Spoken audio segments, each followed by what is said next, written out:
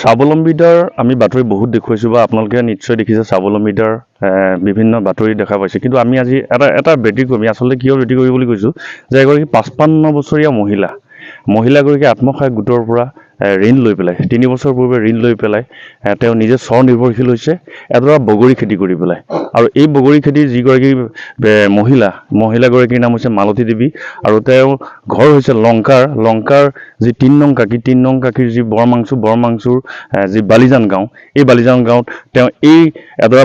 বগৰীৰ লগতে তেওঁ আত্মসহায়ক গোটৰ পৰা সেই যিটো 60,000 টকাৰ এটা ঋণ লৈছিল সেই ঋণেৰে তেওঁ বগৰী দোৱাৰ লগতে তেওঁ তামোল পুলি আৰু এটা পুখুৰীত তেওঁ মাছ পুহি তেওঁ স্বাৱলম্বী হোৱাৰ লগতে তেওঁ যিটো পৰিয়ালটো আচলতে তেওঁৰ স্বামীৰ সৈতে লগ লাগি পেলাই তেওঁ এই স্বাৱলম্বিতা তেওঁ গোটেই পৰিয়ালটোক পোহপাল দিছে মই মালতী দেৱীৰ ওচৰলৈ যাব বিচাৰিছোঁ যে বাইদেউ আপুনি কেতিয়া লৈছিলে এই লোনটো কেতিয়া লৈছিলোঁ চনটো 19 চনতে নে 18 চনতে আছিল চনটো চোৱা নহ'লে বাৰু কিমান লৈছিলে লোন 50,000 লৈছিলোঁ 50,000 হয় আৰু লোন লৈ পেলাই আপুনি কি কৰিলে 50,000 নহয় মোৰ ভুল হৈছে 60,000 লৈছিলোঁ 60,000 লৈ পেলাই পোনপ্ৰথমে মই বগৰী ফাৰ্মখন আৰম্ভ কৰিছোঁ পুলি আনিছোঁ মৰিগাঁও লাহৰি ঘাটৰ পৰা আনি পেলাই ফাৰ্মখনৰ কামো কৰি আছোঁ লগতে পইচা অলপ ৰাহি হোৱাতে ছাগলী অলপো আনি ল'লোঁ লগতে তামোল দৰা মই মানে পুলি ঘৰতে যোৱাই পেলাই তামোল কিনি আনি ঘৰতে যোৱাই পেলাই তামোলৰ বাৰীখনো মই বনালোঁ গাই জাৰ্চি গৰু এজনী আনিলোঁ মানে এয়াৰ যিটো ৰাহি হৈছে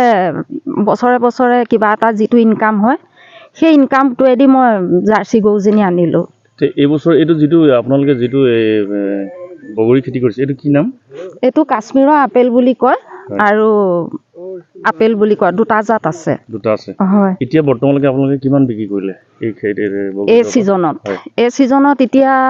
হ'ল প্ৰায় 30 মান গৈছেগৈ 30 এতিয়া আপুনি যি ঋণ লৈছিলে আত্মসহায়ক গোটৰ সেই ঋণটো আপুনি ধাৰো মাৰিলোঁ 2 বছৰ হ'ল মাৰা হয় এতিয়া সচ্ছলভাৱে চলি আছোঁ একেবাৰে ধুনীয়াকৈ চলি আছোঁ ঘৰখন কি কৰিব যে আপোনালোকৰ নিশ্চয় মহিলাসকলৰ বাবে চৰকাৰে মানে মই যেনেকৈ আত্মনিৰ্ভৰশীল হ'বলৈ মই চেষ্টা কৰিছোঁ বা হৈছোঁ তেনেকৈ মোৰ নিচিনা 10জনী মহিলাও তেনেকৈ যদি আগবাঢ়ি আহে বা কৰিবলৈ তেওঁলোকেও চেষ্টা কৰে তেতিয়াহ'লে মোৰ নিচিনা তেওঁলোকোতো নিৰ্ভৰশীল হ'ব আত্মনিৰ্ভৰশীল হ'ব মই তাকে বিচাৰোঁ বাৰু আৰু এই যিটো আত্মসহায়ক গোটৰ পৰা আপোনাৰ এই যিটো ঋণৰ ব্যৱস্থা তাত আপুনি সুখী চাগে সুখী নথৈ সুখী মই হয় এটা কথা কৈছে যে মালতী দেৱীয়ে তেওঁ আহ্বান জনাইছে যে যিসকল মহিলাই আত্মসহায়ক গোটৰ পৰা যিসকলে খেতি ধন ঋণ লৈ পেলাই যে যিসকলে মহিলাই স্বনিৰ্ভৰশীল হ'ব বিচাৰে যে এইদৰে সৎ ব্যৱহাৰ কৰি তেওঁলোকে যাতে